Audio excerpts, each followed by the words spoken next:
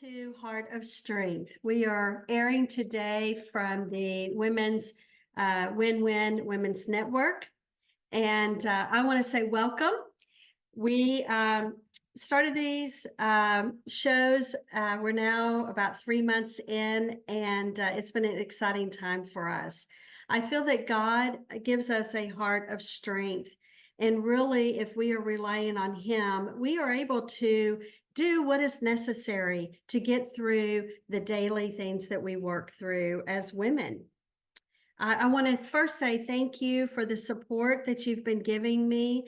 As some of you know, I do public speaking, and this has been the first time that I have actually been in front of a camera talking without a live audience. And so it's been an adjustment for me, to be quite honest. And I know that these sometimes are a little clunky, and I just bottom of my heart want to say thank you. Thank you for continuing to support me in all that I'm trying to accomplish and being led by God to do, to reach out to other women and really help support you in your daily walk with Him and the daily things that you go through. So I want to ask you this. Have you ever been in a conversation with someone and you realize that they are on a whole different conversation? You're not connected. You're talking about one thing and it seems that they may be talking about another. Whenever you have those conversations, they end with confusion, don't they? Sometimes they end with frustration. They could end in mistrust even. Does that sound familiar to you? I know I've experienced that. And today's episode is really based on an article that I read last week from one of my clients. He had written an article on how to align any conversation in 3 steps. His name is James Hanley, and he had posted it on LinkedIn. And it really got me to thinking about our conversations, the conversations that we have ongoing and what that looks like. Now, I personally, I'm going to go through the 3. I did add one other thing that I think we need to recognize when we're in the midst of conversations. But he was able to give us a simple, powerful breakdown of how we can shift from talking past one another to really connecting, truly connecting in our conversations. I think that that is so important, particularly today, because I think we have a lack of communication with people with technology. It seems that we use text messaging a lot. And so particularly our children, our young people, they don't know how to communicate. And so there's that awkwardness in our communications. But when you're in a conversation and it's misaligned, I want us to talk about that today. I remember several years ago, I was asked to come and talk with an individual, to meet with him. And I got there and started talking and started kind of giving this person a sales pitch. At the time, I was a salesperson, and I was wanting to tell them all the good things about the company and what we could provide and the services and the support we could give. And I'm sitting there and I'm looking and I'm thinking, I'm not getting any feedback. There's not even a nod. And I'm thinking, we are misaligned. I'm talking and he's not on the same page. And as it turned out, he was wanting to talk about our nonprofit. And so our conversations were totally misaligned. You see, that's where it begins, is understanding the scope, the framework of the conversation.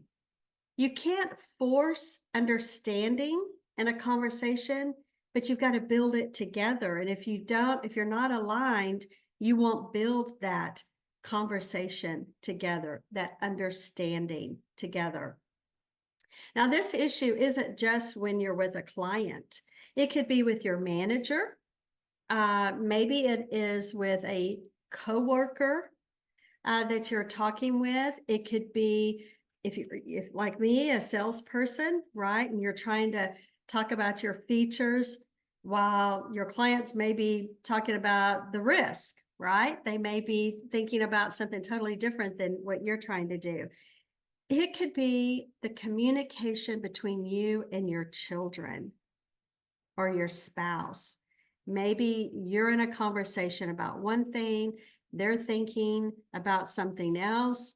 Maybe there's a lack of hearing, a lack of that conversation, that two-way conversation. Again, misaligned, right? It doesn't matter who you're talking with.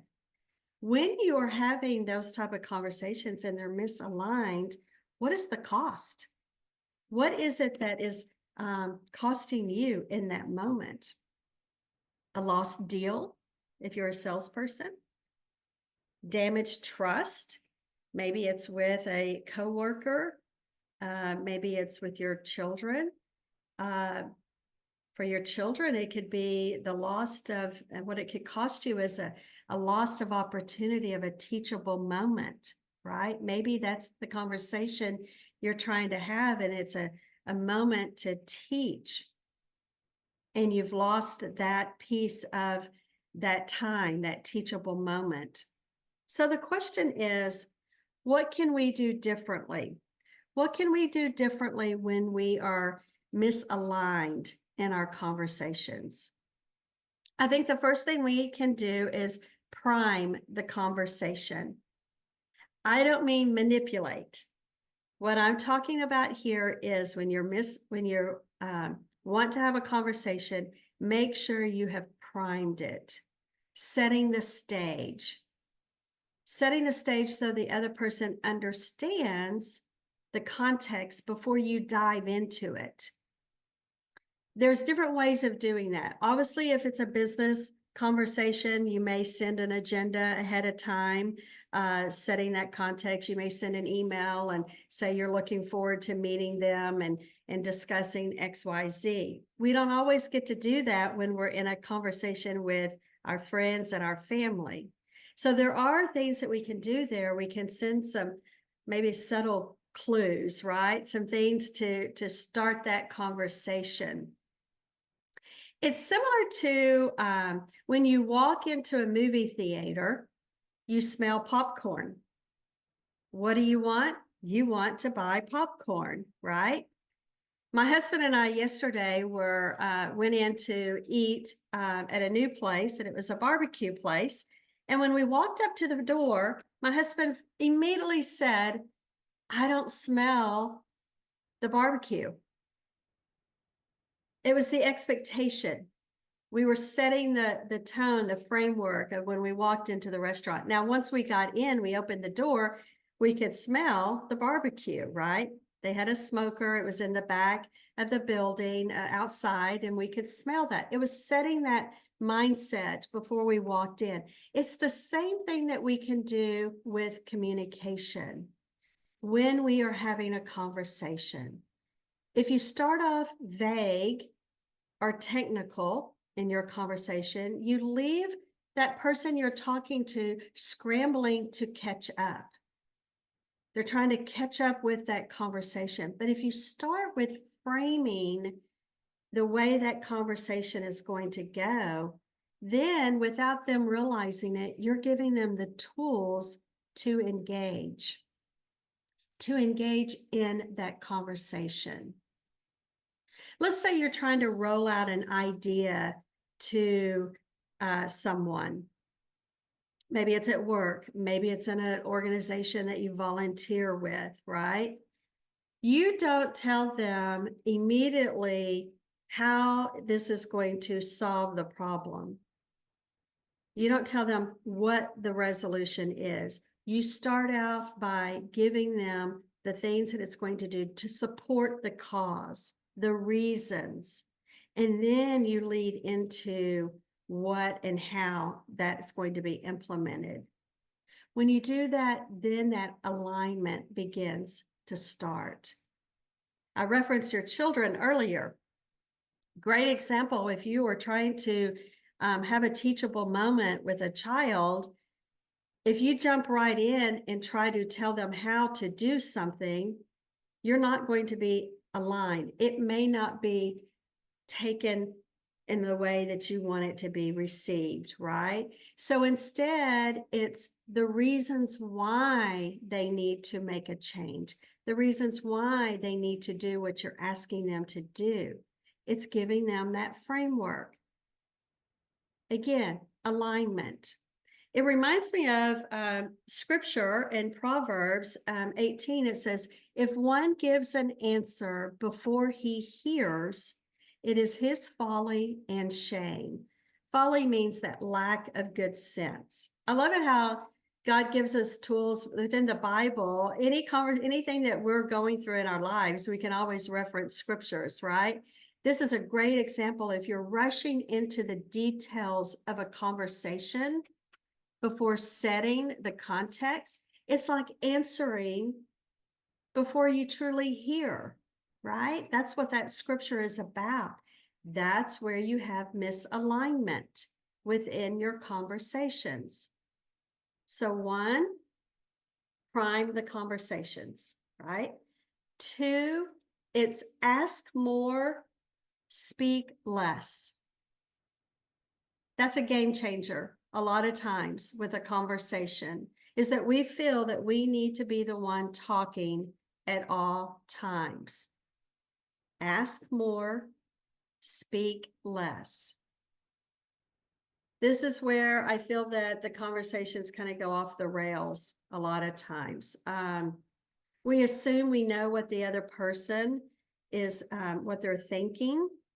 We assume that we already know what their concerns are. And so we just begin talking. Instead, I want you to think about how to pause and ask. Maybe you could say, can you walk me through how you're thinking about this? When you're in the middle of the conversation, stop and ask, what do you think? What are you thinking about this? What's important to you? Or you could say, I just want to make sure I understand. Maybe it's, I make sure I understand your biggest concern. Or with that child, help me understand why you don't want to do what I'm asking or what the guidance that I'm giving you, right? When you approach with curiosity, I think that that's where, if you're doing the curiosity instead of confrontation, instead of always talking, I think that's when it opens the door to that real connection. Now, don't be afraid if your conversation has a minute of quietness. I think so much time right now, every time you walk in a restaurant, what do they have? They have screens everywhere, right? They have music going, they have the TVs going. In today's society, we are uncomfortable with quietness. But if you will stop and pause in that conversation for just a brief moment, one, it gives you and the other person time to get their thoughts together, time to align your conversation, and then allows that response, that time where both of you can connect and respond to one another. It gives you a time where you can state what you're thinking, they can state what they're thinking. Another scripture in James 1, it says, everyone should be quick to listen, slow to speak, and slow to become angry. I think about that scripture a lot. My brothers, it's so funny. My brothers say that my dad was a different person with them than me. There's eight and 10 years difference in us. I'm the baby. And they always said my dad was very firm and stern with them, and he kind of softened up with me. But one of the things I do remember about my dad was the way that he held conversations. He listened. He truly listened to the conversation. He was slow to speak. He would give that advice, but he would be slow to speak in doing so. I think we have to enter every conversation with that type of mindset. If we did, how different would our relationships look? Wow, because we were being intentional, right? Listening isn't passive. So many times people feel like if we're listening, we're a little bit more passive. And that's not what listening is. It's the most powerful way, I think, to show that someone matters is if you're stopping in that conversation and truly listening. You're showing them that they matter. Now, here's the third step that I inserted that James didn't have in his article that I read. If you remember, I said that for the beginning. It's recognize how the person communicates. That's step 3. So you want to make sure if you are talking with someone that's more type A, it's probably going to be a little bit more structured conversation, short, brief statements. If you're talking to someone that is more, let's say an accountant, it's probably going to be a little bit more, you're going to be more analytical, a little bit more math related, right? If you're talking to that creative person, it may be a little bit more full of descriptions of things, right? We have to recognize the communication style of the person, because if we don't, we lose them. I know even in communicating through email, there's been times where I'm very much a bullet person. I'm going to just put things in a bullet form and send it. And if someone sends me an email and it's long and it's got a lot of words, I'm probably going to stop after the first few sentences. That's the way I communicate. And that's how you have to understand how other people communicate so that you can be aligned in that conversation. Now, step 4, reflect and follow up. Let's face it, not every conversation is going to be aligned. We know that. There's going to be times that you're talking to someone and you're truly not aligned in the conversation. But what is important is what you do afterwards. I think in the article that James wrote, he said, reflect first on your own role. How were you in that conversation? Did you listen well? Were you clear with the expectations? So first reflect on that. Then, particularly if it's a business meeting or it is maybe one with a colleague or, like I said, a nonprofit organization you're working with, maybe you send a quick follow-up email. And in that email, you say, here's what I took from our discussion, right? Recap. Go through and talk about that. And then ask, does that match up with your understanding? I think that's important for us to do. If needed, schedule a follow-up. Even with your children, sometimes if you're misaligned or your spouse and you're misaligned in that conversation, there may need to be a time of just some clarity, space, right? Give yourself some space, be able to get some clarity, and then come back to that conversation. Follow up. It's important. Following up, when you follow up on your communication, I think what it really shows is that it reflects that you care and that you're being intentional. The conversation really shows that the relationship matters. I think that's the key here.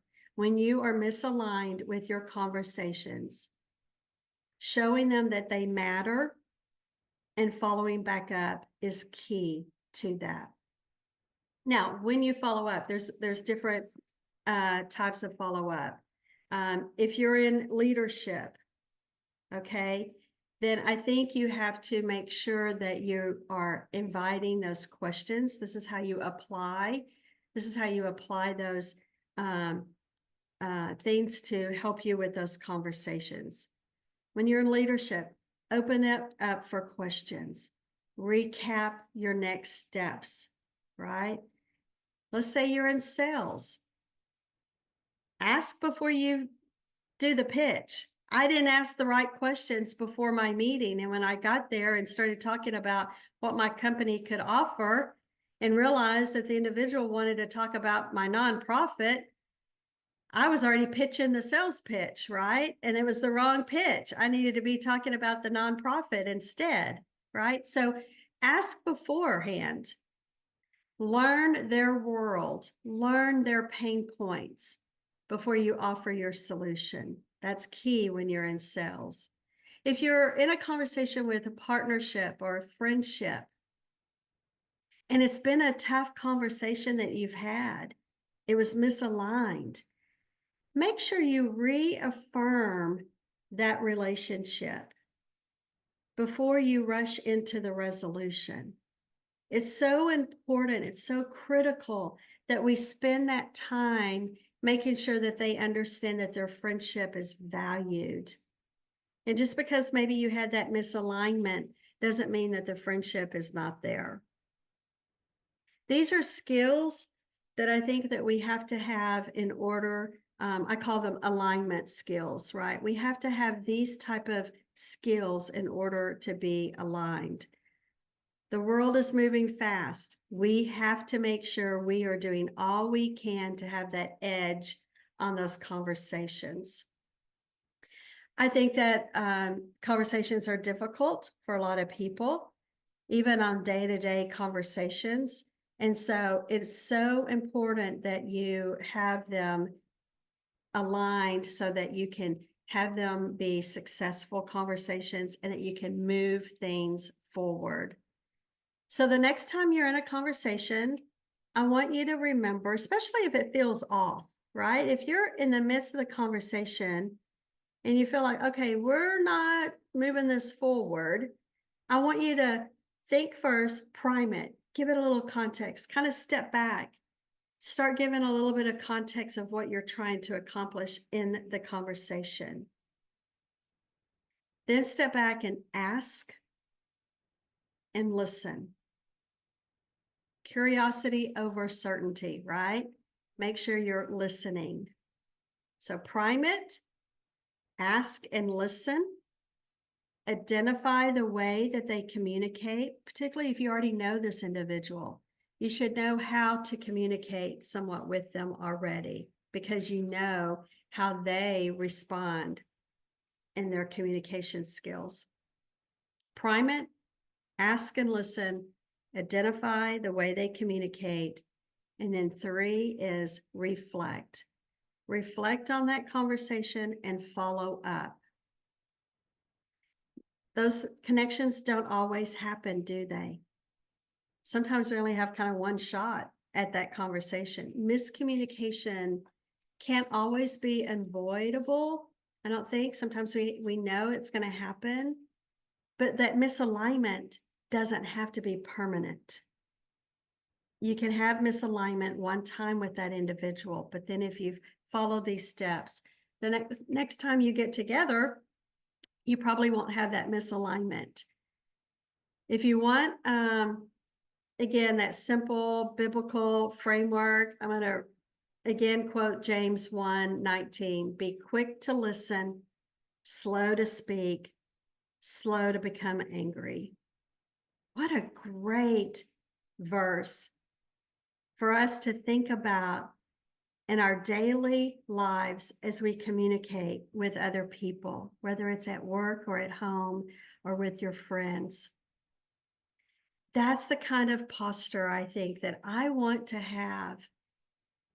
It's the goal that we should all have that invites trust, it invites clarity, and it invites real connection. At the end of the day, that's what we all want as humans. We want real connection. I think people still love to have conversations. even though we find ourselves text messaging each other more than we pick up the phone and have a conversation, or the more we meet for coffee, we text. But I do truly feel people still want that connection, that conversation. I want to thank James for writing the article that caught my eye this past week. Again, I love the way God prompts me in the conversations that that He gives me to be able to share with you. James, again, is a client of mine. He writes usually a weekly an article that he puts on LinkedIn, and I've enjoyed listening or reading his articles and gaining some insight from, a lot of times it's business perspective, but it's things that we can use on a daily basis. Thank you so much for joining me today. I look forward to next week in our next discussion. I continue to pray for each of you as you listen to this broadcast each week, and I hope that it continues to give you some guidance in the things that you're going through on a weekly basis. Until next time, make sure you're acknowledging those communication skills, acknowledging when you have misalignment, and make the changes accordingly. Thank you so much for joining.